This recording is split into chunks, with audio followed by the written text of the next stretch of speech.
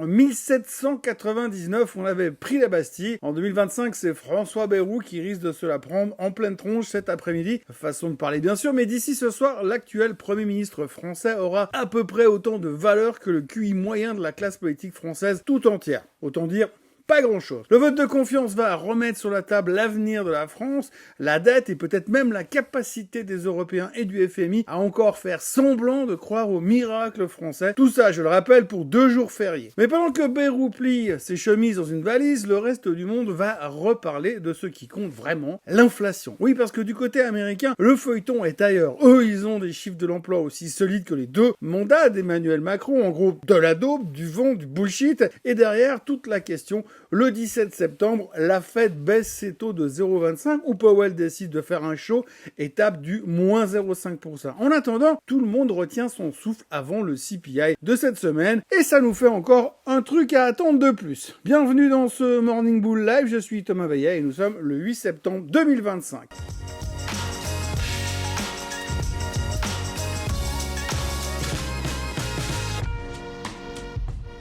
Alors avant toute chose, ce que vous allez entendre et voir dans cette vidéo n'est pas un conseil financier, c'est mon avis, mon analyse et parfois mon humeur du jour. Par contre, si vous voulez comprendre la bourse, là, vous êtes au bon endroit. Alors ce week-end, ça aura été le week-end des petites phrases. On commence d'ailleurs par celle d'Austan Goolsbee, membre de la Fed. On le connaît un peu moins que les autres, celui-là. C'est pas un de ceux qui font de la lèche à Trump, puisqu'il nous a sorti une phrase qui pourrait bien lui coûter sa place. Il a dit « Attention, il faut pas faire n'importe quoi, il y a aussi l'inflation à gérer. » Résultat prévisible, il vient probablement de devenir le nouvel ennemi juré de Donald Trump et de passer en tête de liste de ceux qui ne seront plus là en 2026. Connaissant la Maison-Blanche, Goolsbee a de fortes chances d'apparaître prochainement dans un scandale immobilier ou de finir prof dans un trou paumé quelque part au centre ou au nord des États-Unis, là où il fait très très froid en hiver. Et pendant ce temps-là, Emmanuel Macron s'apprête à décrocher son téléphone pour appeler Pôle emploi et demander vous auriez pas sous la main un candidat globalement incompétent, nourri par l'État, depuis toujours prêt à se faire haïr par 70 millions de Français pour remplacer Bayrou pendant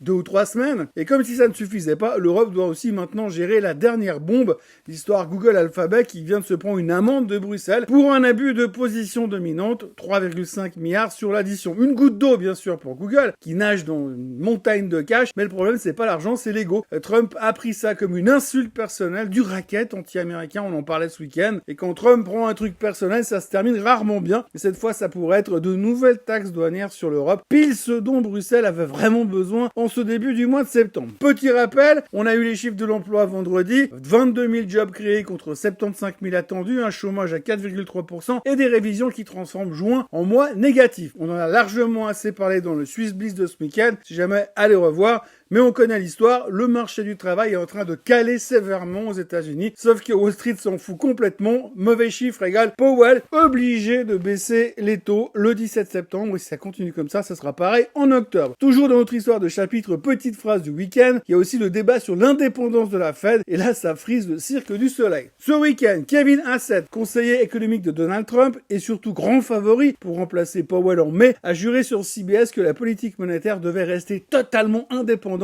y compris de Trump. Et là, il faut essayer de rester sérieux pour ne pas s'étouffer en avalant le croissant du matin. Parce que derrière les belles paroles, il a quand même lâché « Est-ce que la Fed actuelle est vraiment indépendante ?» Traduction, Powell n'est plus intouchable et peut-être pas si clean que ça. Sans preuve, c'est rien, juste balancé comme ça. Résultat, Powell finira sûrement son mandat, bien sûr, mais Hassett se voit déjà tout en haut de l'affiche. Et le plus fort dans tout ça, c'est quand même que le gars est dans la garde rapprochée de Trump et il ose promettre que la Fed restera indépendante si c'est lui. Sérieusement, avant, quand les politiques nous prenaient pour des cons, ils essayaient au moins de le faire discrètement, mais maintenant ils le font carrément ouvertement en nous regardant droit dans les yeux. Et les marchés asiatiques entament la semaine en vert, portés par les mauvais chiffres de l'emploi américain, c'est toujours sympa, portés par les mauvais chiffres qui confortent bien sûr l'idée que Powell va baisser les taux, on connaît l'histoire. Comme vous le voyez, on n'est pas super originaux dans nos pistes de réflexion, tout le monde fonctionne au si ça va mal, c'est bien parce que les taux vont baisser, et on est incapable de voir plus loin que ça pour l'instant. Donc ce matin, le Nikkei, c'est lui qui qui mène la danse, plus 1,5%, dopé par un PIB révisé à la hausse, des exportations qui sont plutôt pas mal et une consommation qui a l'air de tenir la route. Même la Banque du Japon semble moins pressée de resserrer les taux subitement. C'est marrant parce qu'il y a 10 jours, il disait totalement l'inverse. On fait des concours de girouettes à droite à gauche dans le monde en ce moment. Et puis, coup de théâtre en revanche, puisque ce week-end, vous l'avez vu, le Premier ministre Ishiba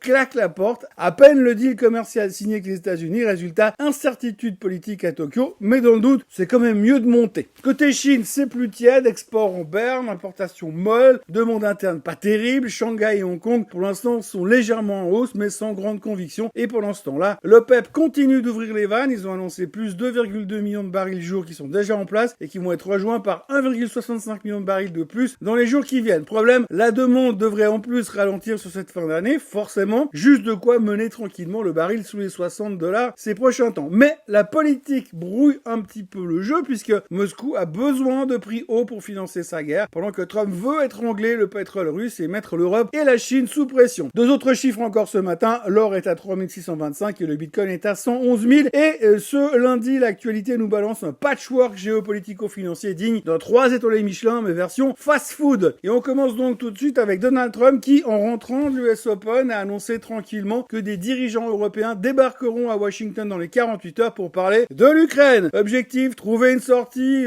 à la guerre avec la Russie, et dans la foulée, il prévoit sûrement aussi un petit coup de fil à Poutine, histoire de remettre une pièce dans le jukebox géopolitique, le tout alors que Moscou bombardait Kiev ce week-end. Trump reste confiant, la paix c'est pour bientôt, on attend de voir parce que c'est pas la première fois qu'on nous balade avec cette histoire. Pendant que l'Amérique joue les arbitres, l'Europe patauge dans ses propres problèmes. La BCE se réunit jeudi et devrait donc laisser ses taux au même endroit, inflation à 2,1%, pile là où on la voulait. Mais la situation politique en France, avec Bayrou en voie d'éjection et l'Allemagne en mode croissance négative, qui a fait quand même du moins 0,3% au second trimestre, viennent quand même sérieusement compliquer la donne. Résultat, Lagarde est coincée officiellement en bonne position, officieusement à deux doigts de devoir ressortir les vieilles recettes type rachat d'obligations pour éviter une contagion au périphérique, mais on en saura certainement plus aussi avec l'annonce de cet après-midi. Parce que oui, la dette française fait déjà flipper le marché. Le rendement à 30 ans revient au niveau de la crise de 2011. Mais attention, on nous a dit quand même, pas de panique, tout va bien. La signature de la dette française reste solide. Ah bon? Autrement dit, pour l'instant, ça passe jusqu'à que ça ne passe plus. Côté Allemagne, c'est encore plus moche, ou presque. Économie en panne, croissance déprimée et pression salariale qui pourrait rallumer l'inflation. La BCE va donc marcher sur un fil cette semaine. D'un côté, l'Europe qui ralentit, de l'autre, les tarifs de Trump, 15% sur les exports, tant qu'il ne s'excite pas sur l'affaire Google. Et bien tout ça risque de doper un petit peu les prix. Lagarde devra donc faire son numéro d'équilibriste, ce qu'elle fait très bien d'ailleurs, sans rien promettre de concret. Du côté intelligence artificielle, ASML va investir 1,3 million d'euros dans Mistral AI, la petite pépite française de l'intelligence artificielle. Une levée totale de 1,7 milliard qui ferait d'ASML l'actionnaire principal avec un siège au board. Traduction, l'Europe tente enfin de construire sa souveraineté technologique face aux Américains et aux Chinois. Reste à voir si ça suffira pour exister dans le match de l'IA. Apple est en train de se faire griller sur le fil parce que n'oublions pas que la firme à la pomme qui va montrer ses nouveaux produits ces prochains jours était très intéressée par racheter